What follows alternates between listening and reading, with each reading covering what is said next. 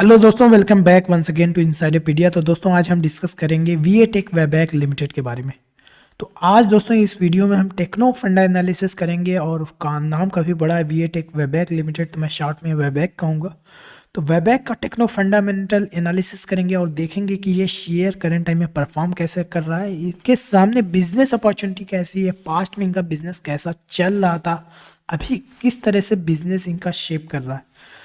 तो अगर देखें तो आज शेयर प्राइस 4% ऊपर था। यहीं पे सारी चीज़ इंटरेस्टिंग हो जाती है। पिछले एक साल से देखें तो ये शेयर लगातार हाई पे हाई लगाया जा रहा है और यहाँ पे कहीं ना कहीं कंसोलिडेट कर रहा था। इसका यहाँ पे ब्रेकआउट हुआ है काफ़ी अच्छे वॉल्यूम के साथ और शेयर प्राइस आज अपने 52 वीक हाई 688 को टच किया, लेकिन इनकी क्लोजिंग हुई 674 पे। पॉजिटिव न्यूज़ ये थी कि कल इन्होंने एक प्रेस रिलीज में बताया कि 100 bio CNG plant at sewage treatment facility install कर रहे हैं और ये काफ़ी बड़ा अपॉर्चुनिटी हो सकती है। यहाँ पे एमओयू साइन किया है, लेकिन दोस्तों सिर्फ यही सिंगल रीज़न नहीं हो सकता कि ये शेयर यहाँ से यहाँ जाए।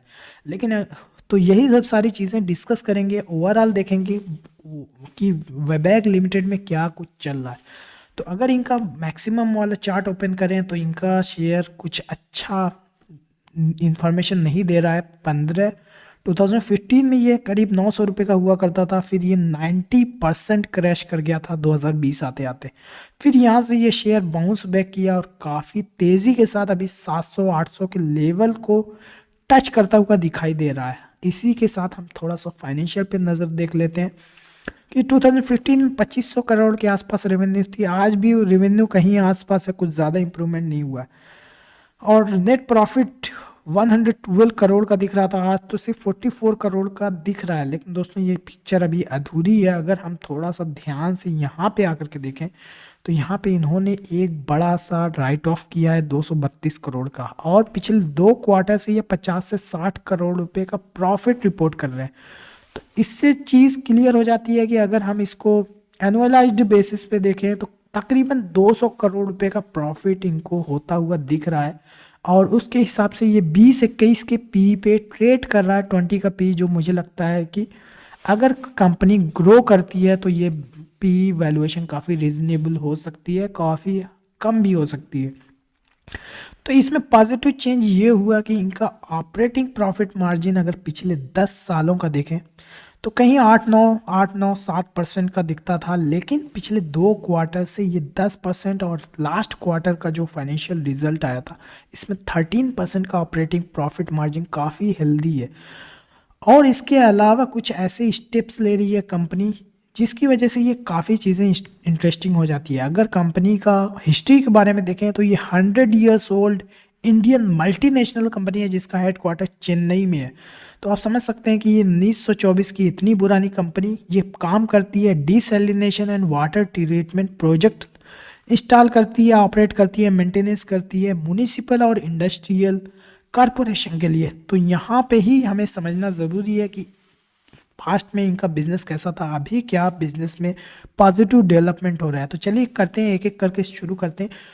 तो लर्निंग्स, तो देखिए सीखने का दो तरीका है, चाहे तो दूसरों के एक्सपीरियंस से सीखिए या फिर अपनी खुद की गलतियों से सीखिए। तो ये कंपनी 100 ईयर्स ओल्ड है, इससे काफ़ी ज़्यादा क्लियर है कि ये जो यहाँ पे कुछ तो गलती की थी तो ये अपनी गलतियों से काफ़ी कुछ सीखे हैं। अभी क्या सीखे हैं वो भी आगे डिस्कस करेंगे। तो यहाँ पे सबसे बड़ा जो चेंज हुआ है, इन्होंने प्रोजेक्ट जो था पहले 90% इनका जो प्रोजेक्ट था म्युनिसिपल प्रोजेक्ट हुआ करता, लेकिन करंट टाइम में ये काफ़ी तेज़ी से के साथ इंडस्ट्रियल प्रोजेक्ट एग्जीक्यूट कर रहे हैं। और उनका अगर रेशियो देखें कि करंट क्वार्टर में क्या रेशियो रहा, तो यहाँ पे आप देख सकते हैं कि म्युनिसिपल का प्रोजेक्ट जो 90% हुआ करता था वो घट करके 68%, और इंडस्ट्रियल का ऑलमोस्ट 1/3 हो गया है 32% का। तो दोस्तों प्रॉब्लम होती थी कि 2015-16 में इनके पास काफ़ी गवर्नमेंट के बड़े बड़े प्रोजेक्ट होते थे, यहाँ पे इनकी रिकवरी नहीं हो पाती थी। कई प्रोजेक्ट इनके बेकार हो गए, यहाँ से पैसा पूरा डूब गया और पैसा कलेक्शन में काफ़ी प्रॉब्लम होती थी, तो कैश फ्लो की प्रॉब्लम होती थी।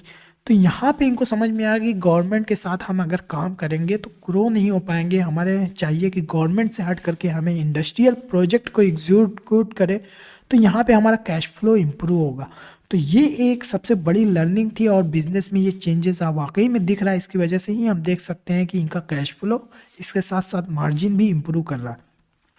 दूसरा काम इन्होंने ये किया कि जो बिजनेस थे लास्ट ईयर इन्होंने यूरोप में कुछ बिजनेस एग्जिट कर दिए, क्योंकि इनका कहना यह है कि यूरोप में काफ़ी इंटेंस कंपटीशन है जहाँ पे हमारी प्रॉफिटेबिलिटी ऑलमोस्ट, रेवेन्यू तो आ रहा है लेकिन प्रॉफिटेबिलिटी निग्लेजिबल है। तो ऐसा बिजनेस किए फ़ायदा क्या जहाँ पे आप कोई प्रॉफिट नहीं कर पाए, ऑलरेडी इतना इंटेंस कंपटीशन है। तो यहाँ पे इन्होंने वो बिजनेस को सेल करके वहाँ से कुछ कैश जनरेट किया। इसके अलावा इन्होंने फोकस किया गल्फ कंट्रीज, अफ्रीकन कंट्रीज में, जहाँ पे इनकी काफ़ी अच्छे बड़े बड़े प्रोजेक्ट मिलने की संभावना है। वो कितने बड़े प्रोजेक्ट होंगे वो अभी आगे चल कर के डिस्कस करेंगे।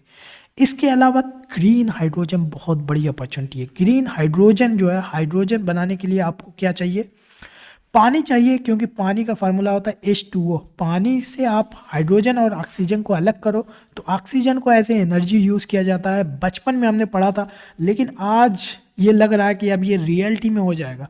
ये कहीं ना कहीं हकीकत में बदलने वाला है। हो सकता है 2-4 सालों में काफ़ी बड़े बड़े ग्रीन हाइड्रोजन के प्रोजेक्ट आए। अब ऐसा मैं इसलिए कह रहा हूँ कि मैंने जिंसाल इंजीनियरिंग का कल कॉन्फ्रेंस कल सुन रहा था, तो वहाँ पे उनको ईपीसी प्रोजेक्ट मिला है ग्रीन हाइड्रोजन में। इससे पता लग रहा है कि कहीं ना कहीं ग्रीन हाइड्रोजन पे काफ़ी फोकस है और ये कहीं ना कहीं आने वाले फ्यूचर में एक बड़ी थीम हो सकती है। तो यहाँ पे जो वाटर चाहिए, वाटर का वो भी अल्ट्रा प्योर वाटर कहाँ से मिलेगा, वेबैक जैसी कंपनी वाटर ट्रीटमेंट प्रोजेक्ट या वाटर प्रोजेक्ट इंस्टॉल करेगी तभी प्योर वाटर मिलेगा। तो यहाँ पे जो भी ग्रीन हाइड्रोजन से रिलेटेड प्रोजेक्ट होगा वहाँ पे वेबैक की एक्सपर्टीज़ की ज़रूरत होगी, ताकि वेबैक जो है पानी जो प्योर चाहिए वो वेबैक जैसी कंपनी ही ला करके दे सकती है प्योर। तो ये काफ़ी बड़ी अपॉर्चुनिटी हो सकती है। इसके अलावा फाइनेंसिंग देखिए, चाहे रिलायंस जैसी बड़ी बड़ी कंपनी, जियो जैसे बड़े बड़े प्रोजेक्ट एग्जीक्यूट कर पाती है क्योंकि उनके पास राइट काइंड ऑफ फाइनेंसिंग है। और यही काम वेबैक भी कर रहा है। रिसेंट में इन्होंने क्या किया, अपने वर्किंग कैपिटल को इम्प्रूव करने के लिए कि जो भी प्रोजेक्ट लेते हैं उसको पूरा कमीशन करते हैं, उसको ऑपरेट करते हैं, मेंटेन करते हैं, तो वहाँ से प्रोजेक्ट को फिनिश करने से तो इनकम जनरेट होता ही है, लेकिन यहाँ पे इनका पैसा फंस जाता है। तो यहाँ पे ये काम कर रहे हैं कि ये उसी प्रोजेक्ट में स्टेक सेल करके उसको फिर मेंटेन करते हैं, तो वहाँ से इनकम भी, रिकरिंग रेवेन्यू भी जनरेट हो रहा है और यहाँ पे स्टेक सेल करके अपना पैसा वापस निकाल ले रहे हैं। तो यहाँ पे इनका बिजनेस कहीं ना कहीं काफ़ी असेट लाइट बिजनेस हो रहा है। तो ये काफ़ी बड़ा चेंजेस है। इससे इनका आरओसी भी इम्प्रूव होगा और आरओआई भी इम्प्रूव होगा और ये बिजनेस करने के लिए काफ़ी ज़्यादा डेट जो हुआ करता था, अभी डेट का लेवल भी देख सकते हैं कि डेट जो हुआ करता था 300, 400, 600 करोड़ का, वो काफ़ी कम हो जाएगा और इससे कंपनी की ओवरऑल प्रॉफिटेबिलिटी इंप्रूव होगी। इसके अलावा मार्केट अपॉर्चुनिटी का, जैसे मैंने बताया, गल्फ और अफ्रीकन कंट्रीज़ में इन्होंने $1 बिलियन से ज़्यादा के प्रोजेक्ट को बिड किया है और इनका मानना ये है कि हम कुछ बड़े प्रोजेक्ट इसी फाइनेंशियल ईयर में जीत सकते हैं। तो ये काफ़ी बड़ी अपॉर्चुनिटी, इससे क्लियर जाहिर होता है कि इनका जो फोकस है, अब काफ़ी ज़्यादा मैनेजमेंट फोकस कर रही है, कई तरह के स्टेप्स लिए। एक तो इन्होंने फाइनेंसिंग का ऑप्शन चुना है, एक मार्केट अपॉर्चुनिटी है, उसके अलावा ग्रीन हाइड्रोजन है, उसके अलावा म्यूनिसिपल जो प्रोजेक्ट है वहाँ डिपेंडेंसी कम हुई है।